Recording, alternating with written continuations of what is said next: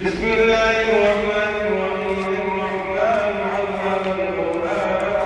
الإنسان علمه البيان. الشمس والقمر بحسبان والنجم والشجر يسجدان والسماء رفعها ووضع الميزان ألا تطغوا في الميزان وأقيموا الوزن بالقسط ولا تخسروا الميزان والله على الجنان فيها فاكهة والنخل ذات الأكمام والحب ذو العصف والريحان فبأي آلاء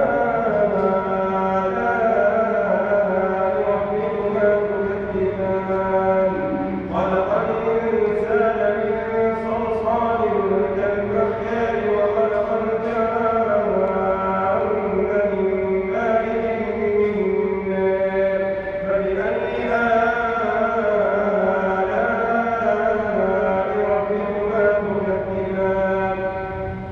رب المشرقين ورب المغربين فبأي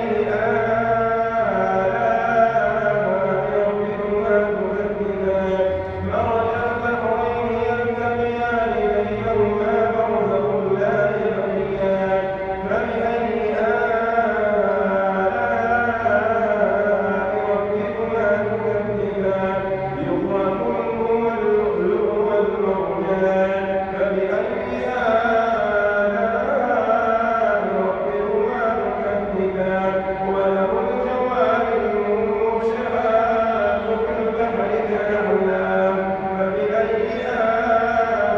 آلاء ربكما تكذبان كل من عليها فان ويبقى وجه ربك ذو الجلال والإكرام فبأي آلاء ربكما تكذبان يسأله من في السماوات والأرض كل يوم هو في شأن فبأي آلاء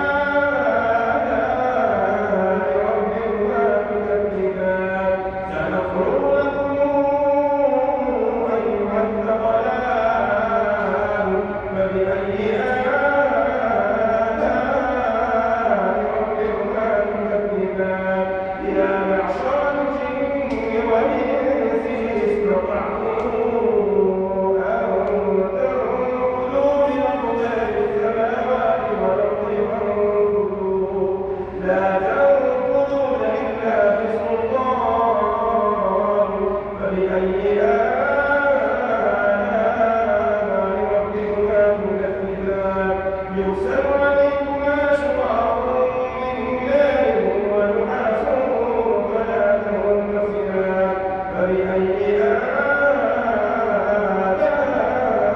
آلاء ربكما تكذبان فإذا انشقت السماء وكانت موجة كالدهان فبأي آلاء ربكما تكذبان فيومئذ لا يسأل عن ذنبه إنس ولا جان فبأي آلاء ربكما تكذبان يعرف المجرمون بسيماهم فيؤخذ بالنواصي والأقدام فبأي آلاء ربكما تكذبان هذه جهنم التي يكذب بها المجرمون يطوفون بينها وبين حميم فبأي آلاء ربكما تكذبان ولمن خاف مقام ربه جنتان فبأي آلاء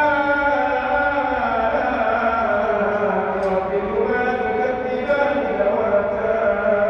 أفنان فبأي آلاء ربكما تكذبان فيه